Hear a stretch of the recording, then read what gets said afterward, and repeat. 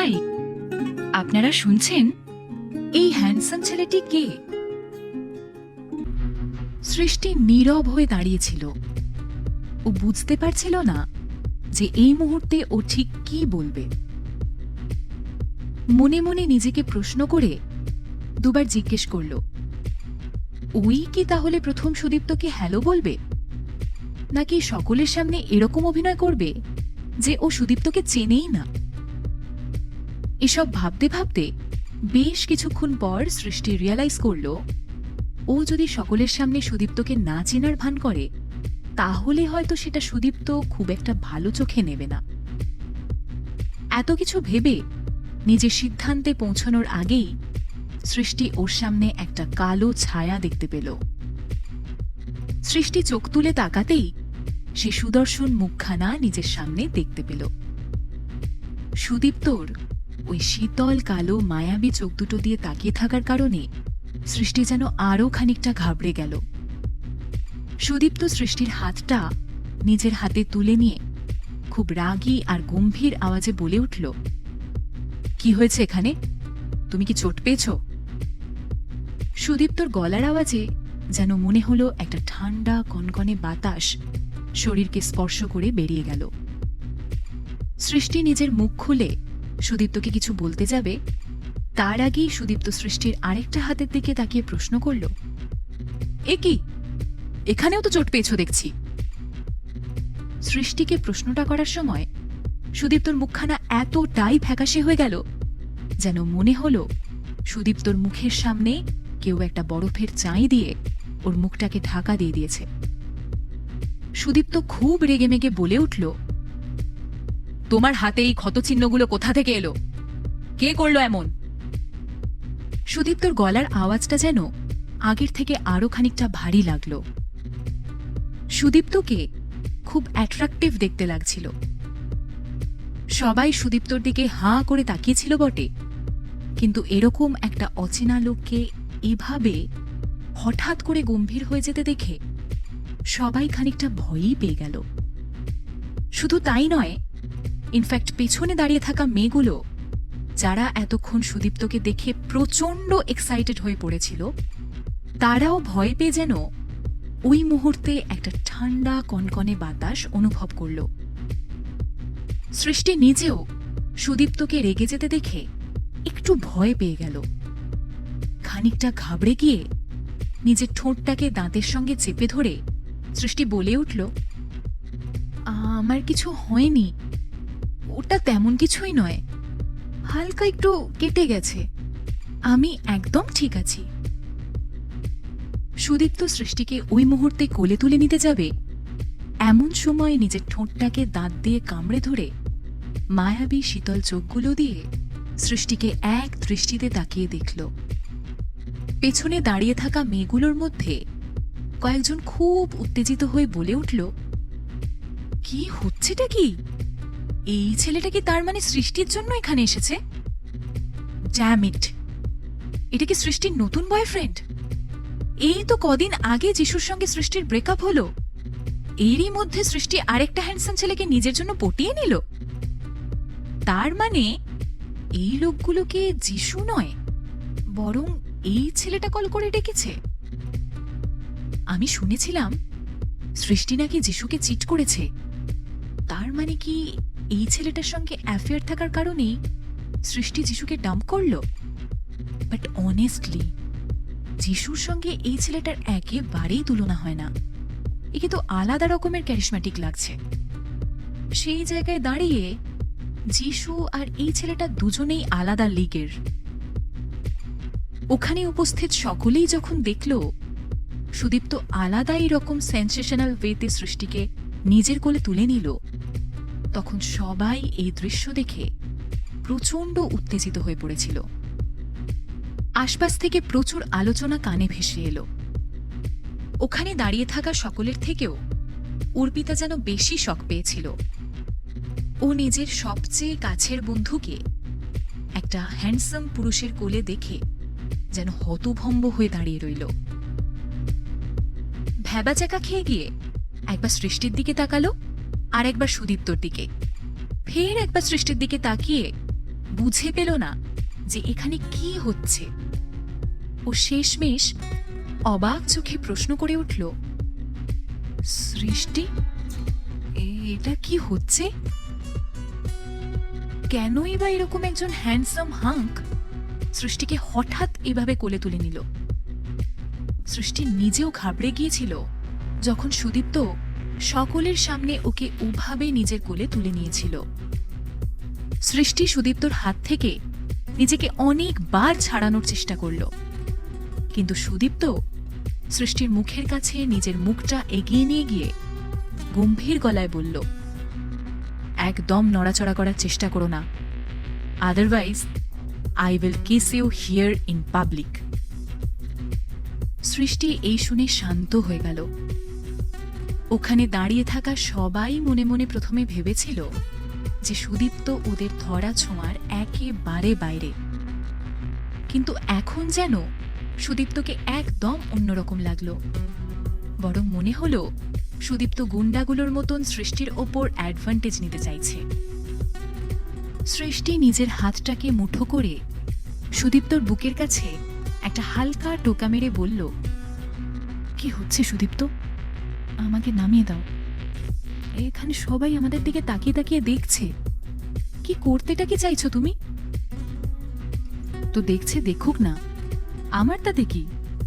ওরা যদি আমাদের দিকে তাকিয়ে দেখে তাহলে আমি এখানে কি করতে পারি? You are my wife. এখন আমি যদি আমার বিবাহিত স্ত্রীকে কোলে না তুলি তাহলে কাকে তুলব? এতটা লো ভয়েসে সিডাকটিভ ওয়েতে বলা সুদীপ্তর কথাগুলো যেন সৃষ্টির কানকে অবশ করে দিয়েছিল। সৃষ্টি কোনো রকমে নিজেকে সামলে বলে উঠল, কিন্তু সুদীপ্ত, আমি তো ঠিক আছি, আমি হেঁটে যেতে পারবো। সৃষ্টির গাল দুটো গোলাপি হয়ে গেল।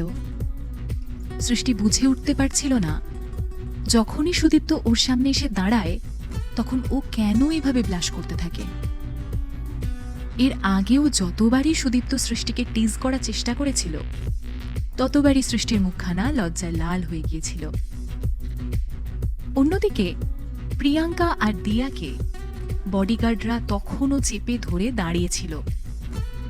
ওদের যে কিভাবে শাস্তি দেওয়া যেতে পারে সেটা নিয়ে তখনও ডিসকাশন চলছিল, কারণ ওরা তখনও প্রিয়াঙ্কা আর দিয়াকে বিশ্বাস করে উঠতে পারছিল না।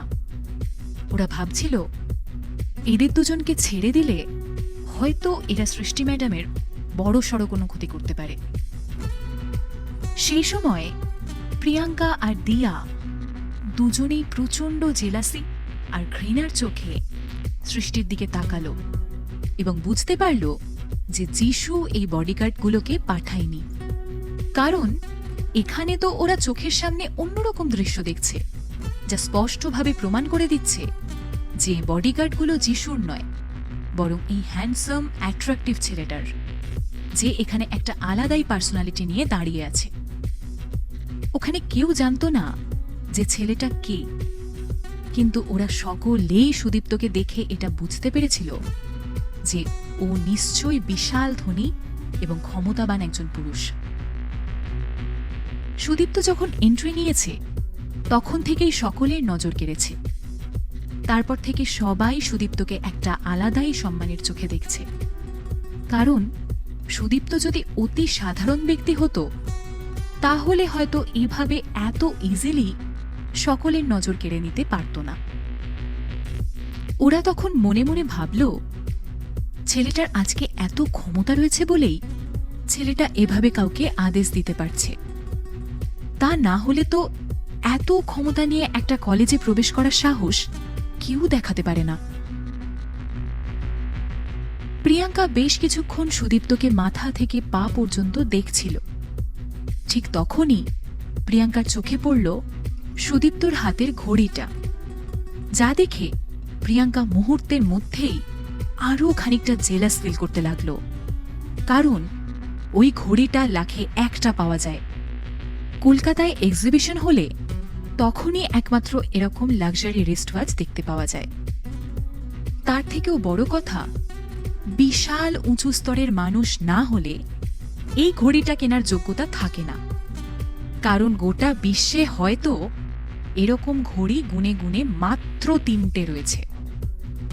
সেদিক থেকে দেখতে গেলে যিশু এতটাও ধনী নয় যে এই রকম একটা লাক্সারি রিস্টওয়াচ অ্যাফোর্ড করতে পারবে।